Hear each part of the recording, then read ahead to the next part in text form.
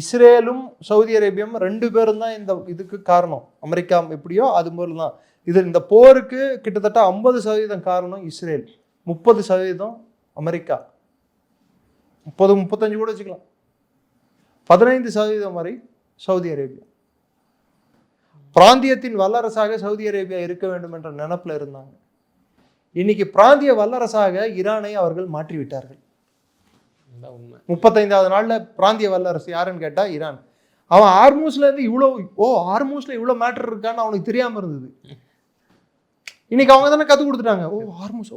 ஹார்மூஸை கட்டுப்படுத்தினா உலகத்தையே நம்ம கட்டுப்படுத்த முடியும் போல இருக்கு டோய் அப்படின்னு சொல்லிட்டு அவங்களுக்கு புரிய வச்சுட்டாங்களா. கப்பம் கட்டிக்கிட்டு இருக்காங்க ஒரு பேரலுக்கு $1 கணக்குல. ஸோ உலகத்துக்கே இன்னைக்கு வந்து ஹார்மூஸோட இம்பார்ட்டன்ஸை புரிய வச்சு ஈரானோட வலிமையை புரிய வச்சுட்டாங்க. பொருளாதார ரீதியில ஈரான் வலிமையா இருக்கானா? இல்ல இந்த ஹார்மோஸ்ங்கிறது வந்து இப்படி சுத்தி இப்படி வருது. இந்த பக்கம் ஈரான் இருக்கு, இந்த பக்கம் வளைகுடா நாடுகள் இருக்கு. ஆனா வளைகுடா நாடுகள் சொந்தம் கொண்டாட முடியாது அதை. ஏன்னா ஈரானோட கடல் எல்லை வந்து நீண்ட எல்லை அந்த பகுதியில். இது அப்பவுமே அவங்க வச்சிருக்கிறாங்க அதை. அதனால அது பேர் பர்ஷியன் கல்ஃப், அரேபியன் கல்ஃப்னு சொல்ல மாட்டாங்க.